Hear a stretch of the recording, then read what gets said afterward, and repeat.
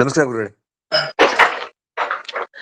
ಸುಮತಿಭಿರನುಮೇಜಂ ಶುಭ್ರಕಾಜಂ ಸಖಾಜಂ ಸುಖಮಯಮನಪಾಜಂ ಮುಕ್ತ್ಯುಪಾಜಂ ವಿಮಾಜಂ ಗೃಹಜಮಹಮಮೇಜಂ ಧ್ಯೇಜಮಾಮ್ನಾಯಗೇಜಂ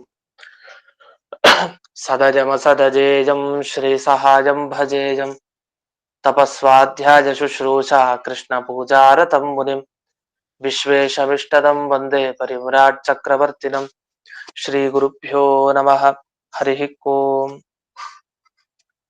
ಶ್ರಿಯಃ ಪತ್ಯೇ ನಿತ್ಯ ಗಣಿತ ಗುಣಮಾಣಿಕ್ಯ ವಿಶದ ಪ್ರಭಾ ಜಾಲೋಲ್ಲಾಸೋಪಹತ ಸಕಲಾವದ್ಯ ತಮಸೆ ಜಗಜ್ಜನ್ಮಸ್ಥೇಮ ಪ್ರಳಯ ರಚನಾಶೀಲ ವಪುಷೆ ನಮೋ ಶೇಷಾಂನಾಯ ಸ್ಮೃತಿ ಹೃದಯ ದೀಪ್ತಾಯ ಹರಜೆ ಯೇನ ಪ್ರಾದುರಭಾವಿ ಭೂಮಿ ವಲಜೆ ವ್ಯಸ್ತಾರಿಗೋ ಸಂತತಿ ಪ್ರಾಬೋಧಿ ಶ್ರುತಿ ಪಂಕಜಂ ಕರುಣಯಾ ಪ್ರಕಾಶಿತತ್ವಂ ಪರಂ ಧ್ವಾಂತಂ ಧ್ವಂಸಮನಾಜಿ ಸಾಧುನಿಕರಶ್ಚಾಕಾರಿ ಸನ್ಮಾರ್ಗಗಃ ತೇನ ವ್ಯಾಸದಿವಾಕರೇಣ ಸತತಂ ಮಾತ್ಯಾಜಿ ಮೇ ಮಾನಸಂ ವ್ಯಾಪ್ತಿರ್ಯಸ್ಯ ನಿಜೇ ನಿಜೇ ನಮಃ ಪಕ್ಷೇ ಸಪಕ್ಷೇ ಸ್ಥಿತಿಃ ವ್ಯಾವೃತ್ತಿಶ್ಚ ವಿಪಕ್ಷತೋಥ ವಿಷಜೆ ಸಕ್ತಿರ್ನ ವೈ ಬಾಧಿತೆ ನೈವಾಸ್ತಿ ಪ್ರತಿಪಕ್ಷಯುಕ್ತಿರತುಲಂ ಶುದ್ಧಂ ಪ್ರಮಾಣಂ ಸಮೇ ಭೂಯಾತ್ ತತ್ವವಿನಿರ್ಣಯಾಯ ಭಗವಾನ್ ಆನಂದತೀರ್ಥೋ ಮುನಿಃ ಭವತಿ ಯದನುಭಾವಾತ್ಯೇಡಮೂಕೋऽಪಿ ವಾಗ್ಮಿ ಜಡಮತಿರಪಿ ಜಂತುರ್ಜಾಯತೆ ಪ್ರಾಜ್ಞಮೌಲಿಃ ಸಕಲವಚನಚೇತೋ ದೇವತಾ ಭಾರತೀ ಸಾ ಮಮ ವಚಸಿ ನಿಧತ್ತಾಂ ಸನ್ನಿಧಿಂ ಮಾನಸೇ ಚ रमा निवासोचितवास भूमिः संन्याय रत्नावली जन्म भूमिः वैराग्य भाग्यो मम पद्मनाभतीर्थामृताब्धिर्भवतात्विभूत्यै पदवाक्य प्रमाणज्ञान प्रतिवादि मदच्छिदः श्रीमदक्षोभ्य तीर्थाख्यानुपतिष्ठे गुरून्मम श्रीमदानन्दतीर्थार्य सन्मनस्सरसि भुवि अनुव्याख्यान नलिने चञ्चरी कतिमे मनः न शब्दाब्धौ गाढाः न च निगम चर्चासु चतुराः न च न्याये प्रौढाः न च विदित वेद्या अपि वयं परं श्रीमत्पूर्ण प्रमति गुरुकारुण्य सरणिं प्रपन्नामान्या स्मः किमपि च वदन्तोऽपि महताम् ओम नारायणं निखिल पूर्ण गुणैकदेहं निर्दोषमाप्यतममप्यखिलैः सुवाक्यैः अस्योद्भवादिदमशेष विशेषतोऽपि वन्द्यं सदा प्रियतमं मम सन्नमामि कुपिता हि पणच्छाया समीकृत्या परं सुखं सेवन्ते यत्पदं धीरास्तं भजे वल्लभं श्रियः.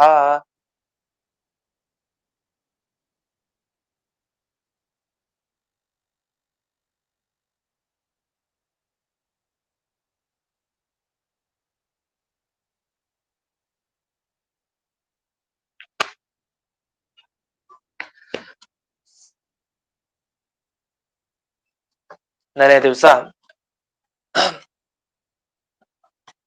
ಈ ಮನುಸ್ಮೃತಿಯ ಶ್ಲೋಕವನ್ನ ನೋಡಿದ್ವಿ. ಈ ಬಿಂಬ ಮತ್ತೆ ಪ್ರತಿಬಿಂಬಗಳಿಗೆ ಐಕ್ಯ ಅಂದ್ರೆ ಎರಡು ಒಂದೇ ಅಂತ ಹೇಳಲಿಕ್ ಬರಲ್ಲ ಅಂತ, ಅದಕ್ಕೆ ಉತ್ತರವನ್ನು ಕೂಡ ನೋಡಿದ್ವಿ. ಆ ಶ್ಲೋಕ ಹೇಳೋ ರೀತಿಯಲ್ಲಿ ಬಿಂಬ ಮತ್ತೆ ಪ್ರತಿಬಿಂಬ ಒಂದೇ ಅಂತ ಅನ್ಸತ್ತೆ, ಆದ್ರೆ ವಾಸ್ತವಿಕವಾಗಿ ಬೇರೆ ಅಂತ. ಇವತ್ತು ಮತ್ತೆ ಅದೇ ಸುಧಾಮೂಲ 38ನೇ ಸುಧಾಮೂಲ ಆಗ್ಲೇ ಮೆಸೇಜ್ ಹಾಕಿದ್ರು. 38ನೇ ಸುಧಾಮೂಲದಲ್ಲೇ ಈಗ್ಲೂ ಇದೀವಿ. ಕೊನೆಯಿಂದ 4ನೇ ಲೈನ್ ಗಮನಿಸ್ರಿ. ಆಗಮಾಸ್ತು ಪ್ರತ್ಯಕ್ಷಾದಿ ವಿರೋಧಾತ್ ಉಪಚರಿತಾರ್ಥ ಏವ ಅಂತ ಇಷ್ಟಿದೆ. ಅಂದ್ರೆ ವೇದ ಅಥವಾ ಸ್ಮೃತಿ ಇಲ್ಲೆಲ್ಲ ಗಮನಿಸಿದಾಗ ನಮ್ಗೇನ್ ತಿಳಿತಾ ಇದೆ? ಬಿಂಬ ಬೇರೆ ಅಲ್ಲ, ಪ್ರತಿಬಿಂಬ ಬೇರೆ ಅಲ್ಲ ಅಂತ ತಿಳಿತಾ ಇದೆ ಅಂತ ಬಂತು. ಆದ್ರೆ ನಾವು ನೋಡಿದ್ವಿ ಅರ್ಥ. ಸಿಂಹದ ಚಿತ್ರ ಬಿಡಿಸಿದ್ರೆ ಅದನ್ನ ಸಿಂಹ ಅಂತಾನೆ ಕರೀತಾರೆ. ವಾಸ್ತವಿಕವಾಗಿ ಆ ಸಿಂಹ ಹೊರಗಿನ ಸಿಂಹ, ಮತ್ತೆ ನಾವು ಸಿಂಹದ ಚಿತ್ರ ಏನು ಬರೆದ್ವಿ ಇಂಥ ಸಿಂಹ, ಇದೆರಡು ಒಂದೇ ಅಲ್ಲ. ಏನಂದ್ರೆ ಹೋಲಿಕೆ ಇದೆ, ಅದನ್ನ ಸಿಂಹ ಶಬ್ದವನ್ನೇ ಬಳಸ್ತೀವಿ, ಅಲ್ಲಿ ಬೇರೆ ಶಬ್ದ ಬಳಸಲ್ಲ ಅಷ್ಟೆ. ಇದಾಗಿ ಮುಂದೆ ಇನ್ನೊಂದು ವಿಷಯಕ್ಕೆ ಬರ್ತಾರೆ. ಯದಿಚ ಜಲಾದಿನ ಪ್ರತಿಹತಾಹ ನಾಯನ ರಶ್ಮಯ ಮುಖಂ ಈಕ್ಷಂತೆ ಅಂತ. ಈಗ ನಿಮ್ಮ ಪ್ರಕಾರ ಹೇಗೆ ಬಿಂಬ ಪ್ರತಿಬಿಂಬ ಭಾವ ಅಂದ್ರೆ, ಕನ್ನಡಿ ಮುಂದೆ ಒಬ್ಬ ವ್ಯಕ್ತಿ ನಿಂತಾಗ ತನ್ನ ಮುಖ ತಾನು ನೋಡ್ಕೊಳ್ತಾ ಇದ್ದಾನೆ ಕನ್ನಡಿಯಲ್ಲಿ. ಅದ್ ಹೇಗೆ ಅಂದ್ರೆ ವಾಸ್ತವಿಕವಾಗಿ ಅದ್ ನಮ್ಮ ಮುಖನೇ. ನಾವು ಬೇರೆ, ನಮ್ಮ ಮುಖ ಬೇರೆ ಅಲ್ಲ, ಕನ್ನಡಿಯಲ್ಲಿ ತೋರ್ತಾ ಇರೋಂತ ಮುಖ ಬೇರೆ ಅಲ್ಲ, ನಮ್ಮ ಮುಖನೇ ಅದು. ಅದಕ್ಕಿಂತ ನಮ್ಮ ಮುಖ ಬೇರೆ ಅಲ್ಲ, ನಮ್ಮ ಮುಖಕ್ಕಿಂತ ಅದು ಬೇರೆ ಅಲ್ಲ. ಪರಸ್ಪರ, ಅದು ನಮಗಿಂತ ಬೇರೆ ಅಲ್ಲ, ನಮಗಿಂತ ಅದು ಬೇರೆ ಅಲ್ಲ, ಎರಡು ಒಂದೇ ಅಂತ ಹೇಳ್ತಾರೆ. ಇದು ಒಂದೇ ಅಂತ ಹೇಳೋರ ಅಭಿಪ್ರಾಯ ಏನು ಅಂದ್ರೆ, ನಮ್ಮ ಕಣ್ಣಿನಲ್ಲಿ ರಶ್ಮಿಗಳಿರುತ್ತೆ. ನಮ್ಮ ಕಣ್ಣು ತೇಜಸ್ಸಿನ ಪದಾರ್ಥ, ಅದರಿಂದ ಕಿರಣ ಹೋಗುತ್ತೆ ಕಣ್ಣಿನ ಹೊರಗೆ. ಆ ಕಿರಣಗಳು ಹೋಗಿದ್ದು ಕನ್ನಡಿಯಲ್ಲಿ ಅದು ಸೇರ್ಕೊಳ್ಳುತ್ತೆ, ಒಳಗಡೆ ಹೋಗಲ್ಲ, ಕನ್ನಡಿಗೆ ಬಡಿಯತ್ತಷ್ಟೇ. ಕನ್ನಡಿಗೆ ಬಡದು ಆ ಕಿರಣಗಳು ವಾಪಸ್ಸು ಬರುತ್ತೆ, ವಾಪಸ್ಸು ನಮ್ಮ ಹತ್ರನೇ ಬಂದು ನಮ್ಮ ಮುಖವನ್ನ ನಮಗೆ ತೋರಿಸುತ್ತೆ. ಹಾಗಾದ್ರೆ ನಿಜವಾಗಿ ಕನ್ನಡಿಯಲ್ಲಿ ಕಂಡ ಮುಖ ಯಾರದು? ಅದು ನಮ್ಮ ಮುಖ. ನಮ್ಮ ಕುತ್ತಿಗೆಯ ಮೇಲೆ ಏನು ಮುಖ ಇದೆ ಇದೆ, ಇದನ್ನೇ ನಾವು ನೋಡಿದ್ದು. ಅದು ಹೇಗೆ ಅಂದ್ರೆ, ನಮ್ಮ ಕಣ್ಣಿನ ಕಿರಣಗಳೆಲ್ಲ ಹೋಗಿ ಆ ಕನ್ನಡಿಗೆ ಬಡದು ವಾಪಸ್ ಬಂದು ನಮ್ಮ ಮುಖವನ್ನು ತೋರಿಸುತ್ತೆ. ಇಷ್ಟು ಬಂತು. ಅದಕ್ಕೆ ಇವ್ರು ಹೇಳೋದು, ಯದಿಚ ಜಲಾದಿನ ಪ್ರತಿಹತಾಹ ನಾಯನ ರಶ್ಮಯ ಮುಖಮೀಕ್ಷಂತೆ ಅಂತ ಒಂದು ಉದಾಹರಣೆ ಕೊಟ್ಟು. ಜಲ, ನಾನ್ ಕನ್ನಡಿ ಅಂತ ಹೇಳಿದ್ರೆ ಇವರು ನೀರ್ ತಗೊಂಡಿದ್ದಾರೆ. ಈಗ ನೀರನ್ನ ನೋಡ್ತೀವಿ, ನೀರ್ನ ನೋಡಿದಾಗ ನಮ್ಮ ಮುಖ ನಮಗ್ ಕಾಣ್ತಾ ಇದೆ. ನಮ್ಮ ಮುಖ ನೀರ್ನಲ್ಲಿ ಏನ್ ಕಾಣ್ತಾ ಇದೆ, ಅದೇ ಕಾಣುತ್ತೆ ನಮ್ಮ ಮುಖ. ಅದು ನೀರಿಗೆ ನಮ್ಮ ಕಣ್ಣಿನ ಕಿರಣಗಳೆಲ್ಲ ಹೋಗ್ತವೆ. ಹೇಗೆ ಕನ್ನಡಿಗೆ ಬಡದು ವಾಪಸ್ ಬರುತ್ತಲ್ಲ, ಹಾಗೆ ನೀರಿಗೂ ಬಡಿಯುತ್ತೆ ಯಾವುದು? ನಮ್ಮ ಕಣ್ಣಿನ ಕಿರಣಗಳು ಬಳೆದು ವಾಪಸ್ಸು ಬಂದು ನಮ್ಮ ಮುಖವನ್ನೇ ತೋರಿಸುತ್ತೆ. ಇದನ್ನ ಇಲ್ಲಿ ಜಲಾದಿನ ಪ್ರತಿಹತಾಹ ನಯನ ರಶ್ಮಯ. ನಯನ ಅಂದ್ರೆ ಕಣ್ಣು, ಕಣ್ಣಿನ ರಶ್ಮಿಗಳೇನಿದೆ ಅದು ನೀರತ್ರ ಹೋಗಿ ಪ್ರತಿಹತಾಹ ವಾಪಸ್ ಬಂದು ನಮ್ಮ ಮುಖವನ್ನ ಈಕ್ಷಂತೆ ತೋರಿಸ್ತಾರೆ. ಅದೇ ತರ ನೀವೇನಾದ್ರು ಹೀಗೆ ಇದು ಕನ್ನಡಿಯಲ್ಲೂ ಹೀಗೆ ಮತ್ತೆ ನೀರ್ನಲ್ಲೂ ಹೀಗೆ ಎಲ್ಲ ವಿವರಣೆ ಕೊಡೋದಿದ್ರೆ, ನಮ್ಮ ಆಕ್ಷೇಪ ಒಂದಿದೆ. ಏನಂದ್ರೆ, ಈಗ ಕಲ್ಲಿಟ್ಟಿದೀವಿ, ನಮ್ಮ ಮುಂದೆ ಕಲ್ಲಿದೆ ಅಥವಾ ಗೋಡೆ ಇದೆ, ಕಲ್ಲು ಅಥವಾ ಗೋಡೆ ಇದೆ, ನಮ್ಮ ಕಣ್ಣಿನ ಈ ಕಿರಣಗಳೆಲ್ಲ ಹೋಗ್ತವೆ, ಆ ಗೋಡೆಗೆ ಬಡಿಯುತ್ತೆ ಅಥವಾ ಯಾವ್ದೋ ಕಲ್ಲಿಗೆ ಬಡಿಯುತ್ತೆ, ವಾಪಸ್ಸು ಬಂದು ನಮ್ಮ ಮುಖವನ್ನೇ ತೋರಿಸ್ಲಿ. ಅಂದೇನರ್ಥ, ಕಲ್ಲು ನೋಡಿದಾಗ್ಲೂ ನಿಮ್ಮ ಮುಖ ಕಾಣ್ಲಿ, ಗೋಡೆ ನೋಡಿದಾಗ್ಲೂ ನಿಮ್ಮ ಮುಖ ಕಾಣ್ಲಿ, ಕನ್ನಡಿ ನೋಡಿದಾಗ ಮಾತ್ರ ಯಾಕೆ ಆ ರೀತಿ ಕಿರಣಗಳು ಹೋಗಿ ವಾಪಸ್ ಬರ್ಬೇಕು? ಯಾಕೆಂದ್ರೆ ಗೋಡೆಗೆ ಬಡ್ದು ಕೂಡ ವಾಪಸ್ ಬರ್ಬೋದಲ್ಲ, ಅಥವಾ ಇನ್ನೊಂದು ಯಾವ್ದೋ ಕಲ್ಲಿಗೆ ಬಡ್ದು ವಾಪಸ್ ಬರ್ಬೋದಲ್ಲ. ಒಂದು ನಿಮಿಷ, ಇನ್ನೊಬ್ರು ಹಾಕಿದ್ದಾರೆ ಮೆಸೇಜ್, ಎಷ್ಟನೇದು ಅಂತ. 615ನೇ ಪೇಜ್ ನಂಬರ್ ಯಾವ್ದ್ರಲ್ಲಿ? ಪಾರ್ಟ್ ನಂಬರ್ 16, ಸಂಸ್ಕೃತ ಅಂತಾನೆ.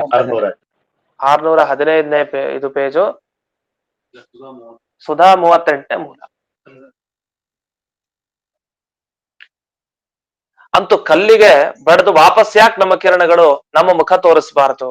ಗೋಡೆಗೆ ಬಡ್ದು ವಾಪಸ್ ಯಾಕೆ ನಮ್ಮ ಮುಖವನ್ನ ಈ ನಮ್ಮ ಕಿರಣಗಳು, ಕಣ್ಣಿನಲ್ಲಿರೋ ಕಿರಣಗಳು ತೋರಿಸಬಾರದು? ಅದ್ಯಾಕೋ ನೀರಿನಲ್ಲಿರೋ ಮುಖವನ್ನ ಮಾತ್ರ ನಮಗ್ ತೋರಿಸುತ್ತೆ, ಕನ್ನಡಿಯಲ್ಲಿ ಮಾತ್ರ ನಮ್ಮ ಮುಖವನ್ನ ತೋರಿಸುತ್ತೆ. ಇದು ಯಾಕೆ ಅಂತ ಪ್ರಶ್ನೆಯನ್ನ ಮಾಡ್ತಾರೆ.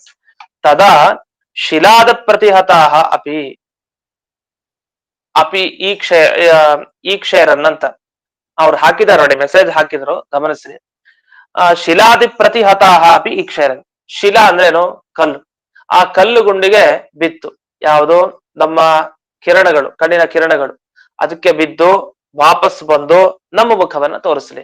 ಹಾಗಾದ್ರೆ ಕಲ್ಲನ್ನು ನೋಡಿದ್ರು ನಮ್ಮ ಮುಖ, ಎಲ್ಲಿ ನೋಡಿದ್ರು ನಮ್ಮ ಮುಖ ಕಾಣಿಸ್ಲಿ, ಯಾಕೆ ಕಾಣಿಸಲ್ಲ ಅಂತ ಒಂದು ಪ್ರಶ್ನೆ. ಅದಕ್ಕೆ ಒಬ್ರು ಉತ್ತರ ಕೊಟ್ರು, ಅಲ್ಲ ಇದೇಂಥ ಪ್ರಶ್ನೆ, ಇದು ಸರಿ ಇಲ್ಲ. ಕನ್ನಡಿ ಆಗಬೇಕಾದ್ರೆ ಅದು ಸ್ವಚ್ಛ ದ್ರವ್ಯ, ಮತ್ತೆ ನೀರಾಗಬೇಕಾದ್ರೆ ಸ್ವಚ್ಛ ದ್ರವ್ಯ.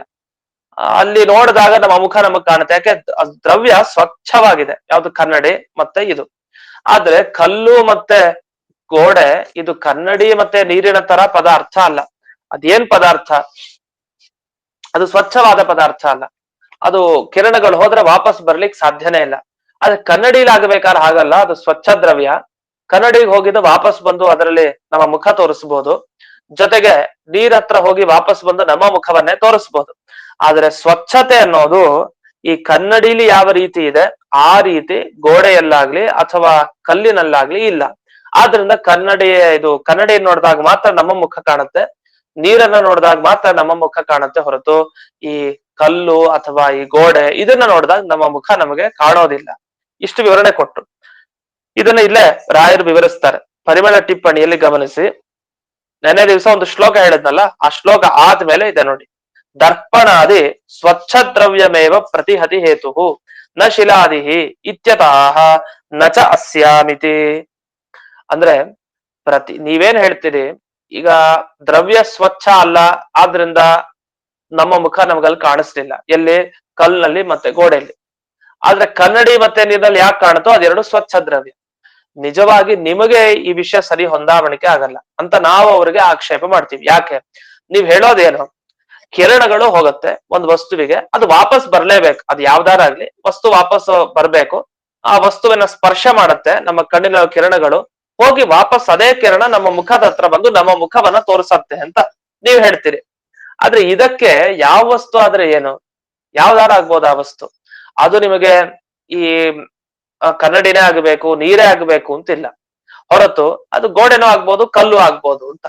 ಹಾಗಾದ್ರೆ ಕಲ್ಲು ನೋಡಿದಾಗ್ಲೂ ನಮ್ಮ ಮುಖ ನಮಗ್ ಕಾಣ್ಬೇಕು, ಜೊತೆಗೆ ಈ ಗೋಡೆ ನೋಡಿದಾಗ್ಲೂ ನಮ್ಮ ಮುಖ ನಮಗ್ ಕಾಣ್ಬೇಕು. ಆದ್ರೆ ನಮಗ್ ಲೋಕದಲ್ಲೇ ಅನುಭವಿಸಿದ್ದ ಹಾಗೆ ಕಾಣ್ತಾ ಇದೆ ನಮಗೆ. ಎಲ್ಲೋ ಈಗ ಕೆಲವು ಶಿಲೆಗಳಿರುತ್ತೆ, ಕಲ್ಲುಗಳು, ಅದರಲ್ಲೂ ಕಾಣೋದಂದ್ರೆ ಅದು ವಿಶಿಷ್ಟವಾದ ಶಿಲೆ, ಅದಿರ್ಬೋದು, ಬೇರೆ ವಿಷಯ. ಸಾಮಾನ್ಯವಾಗಿ ಯಾವ್ದೊಂದ್ ಕಲ್ಲು ತಗೊಂಡು ನಮ್ಮ ಮುಖ ನೋಡ್ಲಿಕ್ಕೆ ಆಗ್ತಾ ಅದ್ರಲ್ಲಿ ಇಲ್ಲ. ಹಾಗೆ ಗೋಡೆ ನೋಡ್ಕೊಂಡು ನಮ್ಮ ಮುಖ ನಮಗ್ ಕಾಣ್ತಾ ಇಲ್ಲ ಅದ್ರಲ್ಲಿ. ಮತ್ ಇದು ಹೇಗ್ ಸಾಧ್ಯ ಅಂದ್ರೆ ಸ್ವಚ್ಛ ದ್ರವ್ಯ ಅಲ್ಲ ಅಂತ ಹೇಳಿದ್ರೆ, ಅದು ನಾವು ಸ್ವಲ್ಪ ವಿವರಣೆ ಮಾಡ್ತೀವಿ. ಅದನ್ನ ಕೇಳಿ, ಅದನ್ನ ಕೇಳಿದ್ರೆ ನಿಮ್ಮ ಪ್ರಕ್ರಿಯೆನೇ ತಪ್ಪು ಅಂತ ನಾವು ಅವ್ರನ್ನ ಖಂಡನೆ ಮಾಡ್ತೀವಿ. ಹೇಗೆ ಅಂದ್ರೆ, ಈಗ ನೀರಿನ ಹತ್ರ ಕಿರಣ ಹೋಗತ್ತೆ ಅಂದ್ರೆ ಅದು ಸ್ವಚ್ಛ ದ್ರವ್ಯ ತಾನೆ. ಆ ನೀರಿನ ಹತ್ರ ಕಿರಣ ಹೋಗಿದ್ದು ಒಳಗಡೆನೆ ಹೋಗ್ಬಿಡ್ಬೇಕು, ಅದು ವಾಪಸ್ ಬರೋ ಹಾಗಿಲ್ಲ. ಯಾಕಂದ್ರೆ ಸ್ವಚ್ಛ ದ್ರವ್ಯ ಆದ್ರಿಂದ ನೀರಿನ ಒಳಗಡೆನೆ ಸೇರ್ಕೊಂಡ್ಬಿಡ್ಬೋದು. ಈಗ ಗಟ್ಟಿಯಾದ ಕಲ್ಲಿನ ತರನೋ ಗಟ್ಟಿಯಾದ ಗೋಡೆ ತರನೋ ಇದ್ರೆ ಬಡದು ವಾಪಸ್ ಬರ್ಲಿಕ್ಕೆ ಅವಕಾಶ ಇದೆ. ಯಾವಾಗ ಅದೊಂದು ಸ್ವಚ್ಛ ದ್ರವ್ಯ ಅಂತ ಅನ್ನಿಸ್ಕೊಡುತ್ತೋ, ಅದು ನೀರಿನ ಕಿರಣಗಳು, ಇದು ನೀರಿನಲ್ಲಿ ನಮ್ಮ ಕಣ್ಣಿನ ಕಿರಣಗಳೆಲ್ಲ ಪ್ರವೇಶನೇ ಮಾಡ್ಬೋದು, ಒಳಗಡೆನೆ ಹೋಗ್ಬೋದು ಆ ತೇಜಸ್ಸು. ಆ ತೇಜಸ್ಸು ಒಳಗಡೆ ಹೋಗ್ದೇನೆ ಯಾಕೆ ಆ ನೀರನ್ನ ಬಡದು ವಾಪಸ್ ಬರ್ಬೇಕು? ಅರ್ಥ ಇಲ್ಲ. ಕನ್ನಡಿನೂ ಕೂಡ ಹಾಗೆ, ಸ್ವಚ್ಛವಾದ ಮೇಲೆ ಅದು ಒಳಗಡೆನೆ ಹೋಗ್ಬೇಕು. ಅದಕ್ಕೆ ನೀರಿನ ದೃಷ್ಟಾಂತ ಕೊಡ್ತಾರೆ. ಕನ್ನಡಿಲಿ ಹೋಗುತ್ತೋ ಬಿಡುತ್ತೋ ಇಲ್ಲಿ, ಅಂತೂ ನೀರಿನ ದೃಷ್ಟಾಂತ ನೀರಿನ ಒಳಗಡೆ ಹೋಗ್ಲಿಕ್ಕೆ ಸಾಧ್ಯತೆ ಇದೆ. ಆದ್ರಿಂದ ಕಣ್ಣಿನಿಂದ ಹೊರಟ ಕಿರಣಗಳು ನೀರಿನ ಒಳಗಡೆನೆ ಹೋಗ್ಲಿ, ಅದ್ ಯಾಕೆ ನೀರಿನ ಬಡದು ವಾಪಸ್ ನಮ್ಮ ಮುಖವನ್ನೇ ನಮಗ್ ತೋರಿಸ್ಬೇಕು ಅಂತ ಇದೊಂದು ಆಕ್ಷೇಪವನ್ನ ಮಾಡ್ತೀವಿ. ಹಾಗಾದ್ರೆ ಏನಾಯ್ತು? ವಾಸ್ತವಿಕವಾಗಿ ಕಲ್ಲು ನೋಡಿದ್ರೆ ನಮ್ಮ ಮುಖ ಪ್ರತಿಬಿಂಬ ನಮಗ್ ಕಾಣಬೇಕು ಹೊರತು ಈ ನೀರನ್ನು ನೋಡಿದ್ರೆ ಕಾಣಬಾರದು ಅಂತ ಆಗ್ಬೇಕು ವಸ್ತುತಃ ನಿಜವಾಗಿ. ಆದ್ರೆ ಹಾಗೇನಿಲ್ಲ. ನಮಗ್ ಗೊತ್ತಿದೆ ಚೆನ್ನಾಗಿ, ಕನ್ನಡಿ ನೋಡಿದಾಗ ಮಾತ್ರ ನಮ್ಮ ಮುಖ ಕಾಣುತ್ತೆ, ಜೊತೆಗೆ ನೀರನ್ನು ನೋಡಿದಾಗ ಮಾತ್ರ ನಮ್ಮ ಮುಖ ಕಾಣುತ್ತೆ. ಆದ್ರಿಂದ ನೀವು ಹೇಳಿದ ವಿಷಯ ಏನಿದೆಯಲ್ಲ, ಇದು ಸರಿ ಇಲ್ಲ. ಯಾರು ಹೀಗೆ ಹೇಳ್ತಾರ? ನಮ್ಮ ಕಣ್ಣಿನಿಂದ ಕಿರಣ ಹೊರಡತ್ತಂತೆ, ಹೋಗಿ ಅದು ಬಡದು ವಾಪಸ್ ಬಂದು ನಮ್ಮ ಮುಖ ನಮಗ್ ತೋರಿಸತ್ತೆ. ಇದು ಯಾರು ಒಪ್ಲಿಕ್ ಸಾಧ್ಯನ? ನೀವು ಒಪ್ಪಿಸ್ತಾ ಇದ್ದೀರಷ್ಟೇ, ಇದು ಯಾವುದೇ ಇದಕ್ಕೆ ಪ್ರಮಾಣ ಇಲ್ಲ. ಈ ರೀತಿ ಹೇಳ್ತಾ ಹೋದ್ರೆ ಎಲ್ಲಾ ವಸ್ತು ನೋಡಿದಾಗ್ಲೂ ನಮ್ಗೆ ಈ ರೀತಿ ವಾಪಸ್ಸು ನಮ್ಮ ಕಣ್ಣಿನ ಕಿರಣಗಳು ಬಂದು ನಮ್ಮ ಮುಖವನ್ನ ತೋರಿಸ್ಬೇಕಾಗ್ ಬರುತ್ತೆ ಅಂತ ಇಷ್ಟು ಆಕ್ಷೇಪಕ್ಕೆ ಉತ್ತರವನ್ನ ಕೊಟ್ರು. ಇದಾಗಿ, ಅಲ್ಲ ತತ್ವಮಸಿ ಅಂತ ಇದೆಯಲ್ಲ, ಬಿಂಬ ಮತ್ತೆ ಪ್ರತಿಬಿಂಬ ಬೇರೆ ಅಲ್ಲವೇ ಅಲ್ಲ. ಜೀವ ಮತ್ತೆ ಪರಮಾತ್ಮ ಇಬ್ರು ಕೂಡ ಒಂದೇ ಅಂತ ಹೇಳುವಂತ ಬೇಕಾದಷ್ಟು ವೇದವಾಕ್ಯಗಳು ಸಿಗ್ತವೆ. ಆದ್ರಿಂದ ತತ್ವಮಸಿ ಅನ್ನೋ ತರ ಸಾಕಷ್ಟು ವಾಕ್ಯ ಇದೆ. ಅವೆಲ್ಲ ಏನ್ ಹೇಳ್ತಾ ಇದೆ? ಜೀವ ಪರಮಾತ್ಮ ಒಂದೇ ಅಂತ ಹೇಳ್ತಾ ಇದೆ. ಹಾಗಾದ್ರೆ ಅದರ ವಿರೋಧ ಬರಲ್ವಾ ನಿಮ್ಗೆ ಅಂತ ನಮಗೆ ಪ್ರಶ್ನೆ ಮಾಡಿದ್ರೆ, ಅಯ್ಯೋ, ಆ ತತ್ವಮಸಿ ಅನ್ನೋ ಶ್ರುತಿಗೆಲ್ಲ ಬೇರೆನೆ ಅರ್ಥ, ನೀವ್ ಹೇಳೋ ತರ ಅರ್ಥವೇ ಇಲ್ಲ, ನೀವ್ ಹೇಳೋ ಅರ್ಥ ಸರಿ ಇಲ್ಲ ಅಂತ ನಾವು ಬೇರೆ ಕಡೆ ಅದನ್ನ ತೋರಿಸ್ಕೊಡ್ತೀವಿ. ಆದ್ರಿಂದ ಇಲ್ಲಿವರೆಗೆ ಏನಾಯ್ತು? ಅತಃ ನಿರ್ದೋಷತ್ವಮೇವ ಆಭಾಸತ್ವ ಅನುಮಾನಂ. ನಾವು ಏನೊಂದು ಅನುಮಾನ ಮುಂಚೆ ಹೇಳಿದ್ವಿ, ಏನಂತ? ಜೀವ ಪರಮಾತ್ಮನಿಗಿಂತ ಬೇರೆ. ಯಾಕೆ? ಪರಮಾತ್ಮನ ಪ್ರತಿಬಿಂಬ ಜೀವ, ಆದ್ರಿಂದ ಯಾವುದರ ಪ್ರತಿಬಿಂಬ ಆಗಿರುತ್ತೋ ಅದು ಅದಕ್ಕಿಂತ ಯಾವತ್ತೂ ಬೇರೆ ಆಗಿರ್ಲೇಬೇಕು. ಅದು ಒಂದೇ ಆಗ್ಲಿಕ್ಕೆ ಸಾಧ್ಯ ಇಲ್ಲ. ಹೇಗೆ ಅಂದ್ರೆ, ಆಕಾಶದಲ್ಲಿರೋ ಸೂರ್ಯ, ನೀರಿನಲ್ಲಿರುವಂತಹ ಅವನ ಪ್ರತಿಬಿಂಬ ಹೇಗೆ ಬೇರೆ ಬೇರೆನೋ ಆ ರೀತಿ ಅಂತ ನಾವು ಉದಾಹರಣೆನ ಕೊಟ್ಟು ಅನುಮಾನದ ಮುಖಾಂತರ ನಾವೇನು ಸಾಧನೆ ಮಾಡಿ ತೋರಿಸಿದೀವಿ? ಜೀವ ಬೇರೆ, ಪರಮಾತ್ಮ ಬೇರೆ ಅಂತ ಹೇಳಿದೀವಿ. ಇದು ಸರಿಯಾಗಿದೆ ಅನುಮಾನ, ಎಂದಿಗೂ ಅನುಮಾನಕ್ಕೆ ದೋಷ ಹೇಳ್ಬೇಡಿ ಅಂತ ಇಷ್ಟು ವಿಸ್ತಾರವಾಗಿ ಜಯತೀರ್ಥರು ಇಲ್ಲಿ ಖಂಡನೆ ಮಾಡಿ ತೋರಿಸಿದ್ದಾರೆ. ಇದರ ಬಗ್ಗೆ ಇನ್ನು ತುಂಬಾ ವಿವರಣೆಗಳಿದೆ ನಮಗೆ. ಅದು ನಮ್ಗೆ ಇನ್ನೊಂದು ಸಂದರ್ಭದಲ್ಲಿ ಬಂದಾಗ ಆ ವಿವರಣೆಗಳನ್ನ ಮತ್ತೆ ಹೇಳ್ತೀನಿ. ಅಂತೂ ಇಷ್ಟು ನಾವು ನಮ್ಮ ತಲೆಯಲ್ಲಿ ಮುಖ್ಯವಾಗಿ ಇಟ್ಕೊಳ್ಬೇಕಾಗಿದೆ.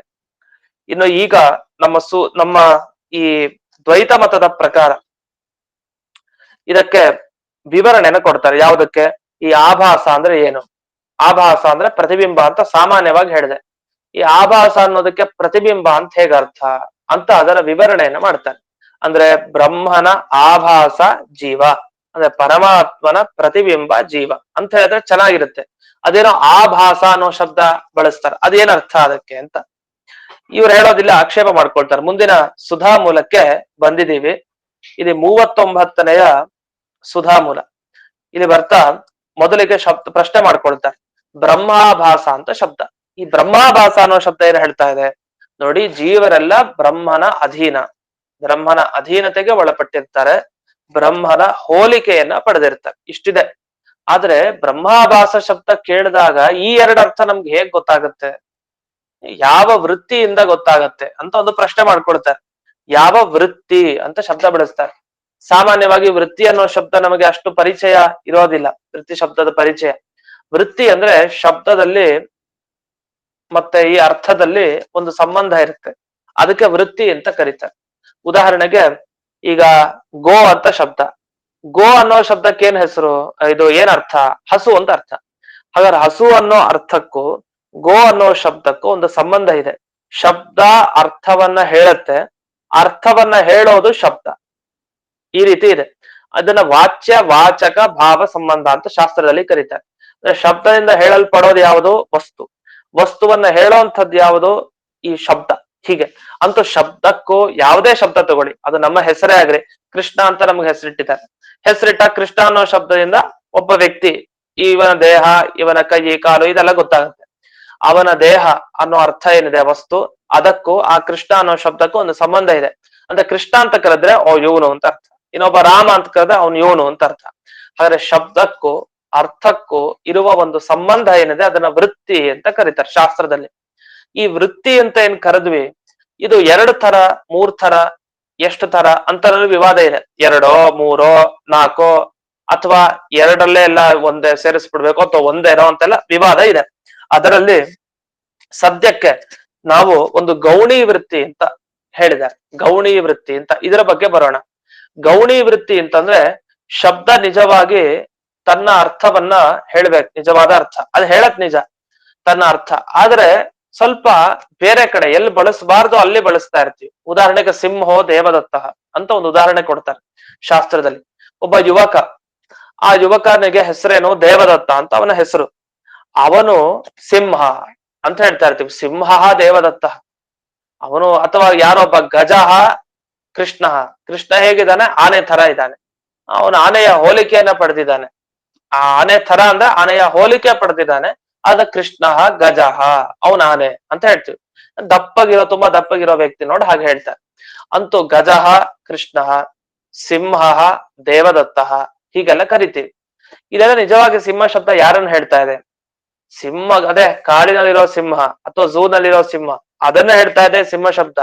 ಆದ್ರೆ ಆ ಶಬ್ದನ ತಗೊಂಬಂದ್ ನಾವ್ ಎಲ್ಲಿ ಬಳಸ್ತಾ ಇದೀವಿ, ಈ ಯುವಕನಲ್ಲಿ ಬಳಸ್ತಾ ಇದೀವಿ. ದೇವದತ್ತ ಅವನು ನಡೆಯೋದೇ ಸಿಂಹದ ತರ ನಡೀತಾನೆ, ಅವರದ ತರ ಶೌರ್ಯ ಇದೆ, ಆ ಸಿಂಹದ ತರ ಶೌರ್ಯ ಪಡೆದಿದ್ದಾನೆ, ಪರಾಕ್ರಮ ಇದೆ. ಇನ್ನು ಆನೆಯ ತರ ಇದ್ದಾನೆ ಇವನು, ಯಾರು, ಕೃಷ್ಣ. ಹೀಗೆ ಗಜ ಸದೃಶಃ ಹೀಗೆಲ್ಲ ಹೇಳ್ತಾ ಹೋಗ್ತೀವಿ. ಅಂತೂ ಇಲ್ಲಿ ಆನೆ ಅನ್ನೋ ಶಬ್ದಕ್ಕೆ ಮುಖ್ಯವಾಗಿ ಅದು ಆನೆನೇ ಅರ್ಥ, ಕಾಡಿನಲ್ಲಿರೋ ಆನೆನೇ ಅರ್ಥ, ಇವನ ಅಲ್ಲ. ಯಾಕಂದ್ರೆ ಇವನು ಕೃಷ್ಣ, ಇವನು ಮನುಷ್ಯ, ಇವನ್ ಯಾಕೆ ಪ್ರಾಣಿ ಆಗ್ತಾನೆ. ಆದ್ರೂ ಗಜಃ ಕೃಷ್ಣ, ಸಿಂಹ ದೇವದತ್ತ ಈ ತರ ಎಲ್ಲ ಬಳಸ್ತಾರೆ ಶಾಸ್ತ್ರದಲ್ಲಿ. ಲೌಕಿಕವಾಗೂ ಬಳಸ್ತೀವಿ, ಇವನು ಸಿಂಹ, ಇವನೇ ಸಿಂಹ, ಇವನೇ ಆನೆ ಅಂತ ಹೀಗೆಲ್ಲ ಅಳ್ತಾ ಇರ್ತೀವಿ. ಅದು ನಿಜವಾಗ ಆ ಶಬ್ದ ಆ ಅರ್ಥವನ್ನ ಹೇಳ್ತಾ ಇಲ್ಲ ನಿಜವಾಗಿ ಅಂತ ನಾವ್ ಹೇಳ್ಬೇಕಾಗತ್ತೆ. ಯಾಕೆ, ಆ ಶಬ್ದ ಬಳಸೋದೇ ಬೇರೆ ಕಡೆ, ನೀವು ಬಳಸ್ತಾ ಇರೋದೇ ಇನ್ನೊಂದ್ ಕಡೆ, ಇದು ಹೇಗ್ ಸಾಧ್ಯ ಅಂತ ಇದೊಂದು ಪ್ರಶ್ನೆ. ಅದಕ್ಕೇನಂದ್ರೆ ಇಲ್ಲ, ಈ ತರ ಬಳಸೋದು ಏನ್ ತಪ್ಪಿಲ್ಲ, ಗೌಣ್ಯಾವೃತ್ಯ ಅಂತ ಕರಿತೀವಿ. ಇಂಥ ಸಂದರ್ಭದಲ್ಲಿ ಆ ಶಬ್ದಕ್ಕೂ ಮತ್ತೆ ಅರ್ಥಕ್ಕೂ ಇರುವ ಸಂಬಂಧ ವೃತ್ತಿ ಅಂತ ಏನ್ ಕರಿತೀವಿ, ಅದನ್ನ ಗೌಣಿ ವೃತ್ತಿ ಅಂತ ಕರಿತೀವಿ. ಗೌಣಿ ಅನ್ನೋ ಶಬ್ದಕ್ಕೆ ಏನರ್ಥ, ಗೌಣಿ ಅಂದ್ರೆ ಗುಣಕ್ಕೆ ಸಂಬಂಧಪಟ್ಟಿದ್ದು ಗೌಣಿ ಅಂತ ಕರಿತೀವಿ. ಗುಣ ಅಂತಂದ್ರೆ ಏನು, ಧರ್ಮಗಳು. ಈಗ ಒಬ್ಬೊಬ್ಬರಲ್ಲಿ ಒಂದ್ ಧರ್ಮ, ಆನೆಯಲ್ಲಿರೋ ಧರ್ಮ ಸ್ಥೂಲ, ಸ್ಥೂಲತನ ಅಂತ ಹೇಳ್ತೀವಿ, ಅಂದ್ರೆ ಸ್ಥೌಲ್ಯ ಅಂದ್ರೆ ದಪ್ಪಗಿರೋದೇನಿದೆಯಲ್ಲ ಆನೆ, ಆ ದಪ್ಪಗಿರುವಿಕೆ, ದಪ್ಪಾಗಿ ಇರುವಿಕೆ, ದಪ್ಪವಾಗಿ ಇರುವಿಕೆ ಅಂತ ಏನಿದೆಯಲ್ಲ ಆ ಧರ್ಮ ಅದು, ಆ ದಪ್ಪತನ ಏನಿದೆ ಅದು, ಅದನ್ನ ಶಾಸ್ತ್ರದಲ್ಲಿ ಸ್ಥೌಲ್ಯ ಅಂತ ಕರೀತಾರೆ, ಸ್ಥೂಲತೆ ಅಂತೂ. ಈ ಆನೆಯಲ್ಲಿರುವ ಸ್ಥೂಲತೆ ಅನ್ನುವ ಗುಣ ಏನಿದೆ, ಆ ಧರ್ಮ, ಆ ಗುಣ ಯಾರಲ್ಲಿದೆ, ಕೃಷ್ಣನಲ್ಲಿದೆ. ಹಾಗಾಗಿ ಅವನನ್ನ ಗಜಃ ಅಂತ ಕರಿತೀವಿ. ಹಾಗಾದ್ರೆ ಗುಣವನ್ನ ಅವಲಂಬಿಸಿಕೊಂಡು, ಅಂದ್ರೆ ಒಂದು ವಸ್ತುವಿನಲ್ಲಿರೋ ಧರ್ಮ ಅದೇ ತರ ಇನ್ನೊಂದು ವಸ್ತುವಿನಲ್ಲಿ ಅದೇ ಧರ್ಮ ಇತ್ತು ಅಂತಾದ್ರೆ, ಅದೇ ಧರ್ಮ ಅಂದ್ರೆ ಆ ತರಹದ ಧರ್ಮ ಇತ್ತು ಅಂತಾದ್ರೆ ಆಗ ಅಲ್ಲಿ ಆ ಶಬ್ದವನ್ನ ಬಳಸೋದಿದೆ. ನಾವ್ ಹೇಳ್ತಾ ಇರ್ತೀವಿ ಈ ಗ್ರಾಮಕ್ಕೆ ಇವನೊಬ್ಬನೇ ಬ್ರಾಹ್ಮಣ ಅಂತ. ಈ ಗ್ರಾಮಕ್ಕೆ ಇವನೊಬ್ಬನೇ ಬ್ರಾಹ್ಮಣ ಅಂತದೇನ್ ಅಭಿಪ್ರಾಯ? ಬೇಕಾದಷ್ಟು ಜನ ಬ್ರಾಹ್ಮಣರು ವಾಸ ಆಗಿದ್ರು, ಆದ್ರೂ ಇವನೊಬ್ಬನೇ ಅಂತ ಹೇಳೋ ಉದ್ದೇಶ ಏನು? ಇವನ್ ನಿಜವಾಗಿ ಆ ಬ್ರಾಹ್ಮಣ ಅನ್ನೋ ಶಬ್ದ ಬಳಸ್ಕೊಳ್ಳಿಕ್ಕೆ, ಅಂದ್ರೆ ಅವನಲ್ಲಿ ಕರ್ಕೊಳ್ಳೋದಕ್ಕೆ ಇವನು ತುಂಬಾ ಅರ್ಹತೆಯನ್ನ ಪಡ್ಕೊಂಡಿದ್ದಾನೆ. ಯಾಕೆ ಬ್ರಾಹ್ಮಣನಾಗಿ ಹುಟ್ಟಿ ಏನ್ ಮಾಡ್ಬೇಕು ಅದನ್ನ ಮಾಡ್ತಾ ಇದ್ದಾನೆ. ಅಂತೂ ಅಯಮೇವ ಬ್ರಾಹ್ಮಣ, ಇವನೊಬ್ಬನೇ ಈ ಗ್ರಾಮದಲ್ಲಿ ಬ್ರಾಹ್ಮಣ. ಹೀಗೆ ಅನೇಕ ಶಬ್ದಗಳನ್ನ ಆಗಾಗ ಬಳಸ್ತಾನೆ ಇರ್ತೀವಿ. ಅದ್ ಮೇಲ್ನೋಟಕ್ಕೆ ವಿಚಾರ ಮಾಡಿದ್ರೆ ತಪ್ಪು ಅಂತ ಅನ್ಸುತ್ತೆ, ಆದ್ರೆ ನಿಜವಾಗಿ ಅದನ್ನ ಒಳಗೆ ಹೊಕ್ಕಿ ಅರ್ಥ ಮಾಡಿದ್ರೆ ಸರಿಯಾಗಿರುತ್ತೆ. ಆ ತರ ಇದು ಪ್ರಕೃತ ಇಷ್ಟೆಲ್ಲ ಆಯ್ತಲ್ಲ, ಈಗ ನಮಗ್ ಯಾಕೆ ಬೇಕಿದು ಅಂದ್ರೆ ಅಲ್ಲಿ ಮುಂದಕ್ಕೆ ವಿವರಣೆ ಮಾಡ್ತಾರೆ. ಏವಂ ತರ್ಹಿ ಅಸ್ಮದಾಯತ್ತೆ ಶಬ್ದ ಪ್ರಯೋಗೆ ಅವಾಚಕಂ ಕಿಮಿತಿ ಪ್ರಯೋಕ್ಷ್ಯಾಮಹೆ. ಅಲ್ಲ, ಗೊತ್ತಿದ್ದು ಈಗ ನಮಗ್ ಸಿಂಹ ದೇವದತ್ತ ಅಲ್ಲ ಅಂತ ಗೊತ್ತಿದೆ, ಆನೆ ಕೃಷ್ಣ ಅಲ್ಲ ಅಂತ ಗೊತ್ತಿದೆ. ಎರಡು ಬೇರೆ ಬೇರೆ, ಆನೆ ಬೇರೆ, ಕೃಷ್ಣ ಬೇರೆ, ಸಿಂಹ ಬೇರೆ, ದೇವದತ್ತ ಬೇರೆ. ಗೊತ್ತಿದ್ರು ಜೊತೆಗೆ ನಮ್ಗೆ ಬಳಸ್ಲಿಕ್ ಬರುತ್ತೆ. ಅಸ್ಮದಾಯತ್ತೆ ನಮ್ಮ ಅಧೀನ ಶಬ್ದ, ನಾವ್ ಹೇಗ್ ನಮ್ಗೆ ಮನಸ್ಸಲ್ಲಿ ಏನ್ ಯೋಚಿಸ್ತೀವೋ, ನಾವ್ ಹೇಗ್ ಅನ್ಕೊಳ್ತೀವೋ ಹಾಗೆ ಶಬ್ದ ಹೊರಗ್ ಹಾಕ್ಬೋದು, ಮಾತನಾಡ್ಲಿಕ್ ಬರುತ್ತೆ. ಇಷ್ಟೆಲ್ಲ ಇದ್ದಾಗ ಅದು ಅವನ ಅರ್ಥವನ್ನ ಹೇಳದೇ ಇರೋಂತ ಶಬ್ದವನ್ನ ಯಾಕೆ ಬಳಸೋದು? ಸಿಂಹ ಅಲ್ಲದೇ ಇರೋ ವ್ಯಕ್ತಿಯಲ್ಲಿ ಸಿಂಹ ಅಂತ ಯಾಕೆ ಬಳಸೋದು ನೀವು? ತಪ್ಪಲ್ವಾ? ಸಿಂಹ ನೋಡಿ ಸಿಂಹ ಅಂತ ಬಳಸ್ಬೇಕು, ಯಾರೋ ಮನುಷ್ಯ ನೋಡಿ ಸಿಂಹ ಅಂತ ಬಳಸೋದು, ಇನ್ಯಾರೋ ನೋಡಿ ನಾಯಿ ಅಂತ ಬಳಸ್ಬಿಡೋದು. ಹೀಗೆ ಒಂದ್ ನಿಮಿಷ.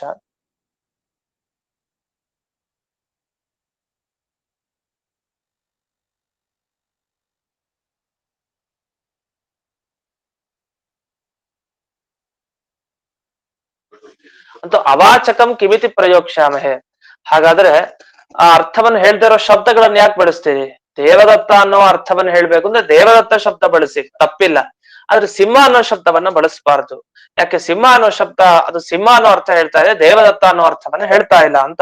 ಇಷ್ಟೆಲ್ಲ ಆಕ್ಷೇಪ ಬಂತು. ಕೊನೆಗೆ ಏನಿವಾಗ ಏನಕ್ಕೆ ಹೇಳಿದ್ರಿ ಇದೆಲ್ಲ ಅಂದ್ರೆ, ಬ್ರಹ್ಮಾಭಾಸ ಅಂತ ಒಂದು ಶಬ್ದ ಬಳಸಿದ್ದಾರೆ. ಈ ಆಭಾಸ ಅನ್ನೋ ಶಬ್ದಕ್ಕೆ ಭಗವಂತನ ಅಧೀನವಾಗಿ ಇರ್ತಾನೆ ಜೀವ, ಭಗವಂತನ ಹೋಲಿಕೆಯನ್ನ ಪಡೆದಿರ್ತಾನೆ ಜೀವ ಅನ್ನೋ ಆ ಅರ್ಥ ಆಭಾಸ ಅನ್ನೋ ಶಬ್ದದಿಂದ ಸಿಗ್ತಾ ಇಲ್ಲ ಅರ್ಥ. ಅದ್ ಹೇಗ್ ಸಿಗ್ಲಿಕ್ಕೆ ಸಾಧ್ಯ? ಒಂದ್ ವೇಳೆ ನಿಮ್ಗೆ ಅಷ್ಟು ಬೇಕಿತ್ತು ಅಂದ್ರೆ ಸ್ಪಷ್ಟವಾಗಿ ಬಾಯ್ ಬಿಟ್ಟು ಹೇಳಿ, ಏನಂತ? ತದಧೀನ, ಬ್ರಹ್ಮನ ಅಧೀನ, ಬ್ರಹ್ಮನಿಗೆ ಸದೃಶ ಅಂತ ಈ ರೀತಿ ಆ ಶಬ್ದಗಳನ್ನೇ ಬಳಸಿ ಹೇಳ್ಬೋದಲ್ಲ, ಯಾಕೆ ಈ ರೀತಿ ವ್ಯತ್ಯಸ್ತ ಮಾಡಿ ಹೇಳ್ತೀರಿ ಅಂತ ಇಷ್ಟು ಪ್ರಶ್ನೆಯನ್ನ ಇಟ್ಟಿದ್ದಾರೆ.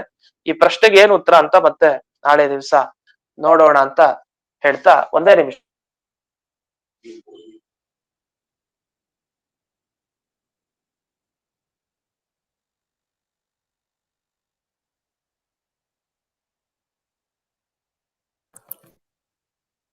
ಆಯ್ತು, ಇಲ್ಲಿಗೆ ಈ ಪಾಠವನ್ನ ಮುಕ್ತಾಯ ಮಾಡ್ತಾರೆ. ಅದು ಗುರುವಂತರ್ಗತ ವ್ಯಾಸತೀರ್ಥ ಗುರುವಂತರ್ಗತ ಭಾರತೀರಮಣ ಮುಖ್ಯ ಪ್ರಾಣಾಂತರ್ಗತ ಶ್ರೀಮನ್ಮೂಲ ಗೋಪಾಲ ಕೃಷ್ಣನಿಗೆ ಅರ್ಪಣೆ ಮಾಡ್ತೇನೆ. ಶ್ರೀಕೃಷ್ಣ ಅರ್ಪಣೆ. ನಮಸ್ಕಾರ ಮಾಡ್ತೀನಿ ಆಚಾರ್ಯ. ನಮಸ್ಕಾರ ಆಚಾರ್ಯ. ನಮಸ್ಕಾರ ಆಚಾರ್ಯ. ಸಾಷ್ಟಾಂಗ ನಮಸ್ಕಾರ ಸ್ವಾಮಿ ಆಚಾರ್ಯ. ಆಚಾರ್ಯ ಭಾಗವತ ತಮಿಳ್ PDF ಬರಲ್ಲ. ಅದು ತಮಿಳ್ PDF ಇಲ್ವಾ? ಭಾಗವತ ಸಿಗ್ಲಿಲ್ವಾ? ಇಲ್ಲವಾ ಸರಿ ಕಳಿಸಿದಾರಂತೆ ನೋಡ್ರಿ. ಇಲ್ಲ, ಒಂದು ಮೆಸೇಜ್ ಕಳಿಸಿ, ಅವ್ರು ನಿಮ್ಗೆ ಕಳಿಸ್ತಾರೆ. ಒಂದು 2 ದಿನ ಪರವಾಗಿಲ್ಲ, 2 ದಿನಕ್ಕೆ ಪರವಾಗಿಲ್ಲ. ನಮ್ಗೆ ಅಲ್ಲಿ ಚೆನ್ನೈಗೆ ಹೋದ್ರೆ ಬುಕ್ ಇದೆ ನಂಗೆ. 2 ದಿನಕ್ಕೆ ಪರವಾಗಿಲ್ಲ. ಶಾಸ್ತ್ರಿ ನೋಡಿದ್ದೀನಿ ಸರಿ.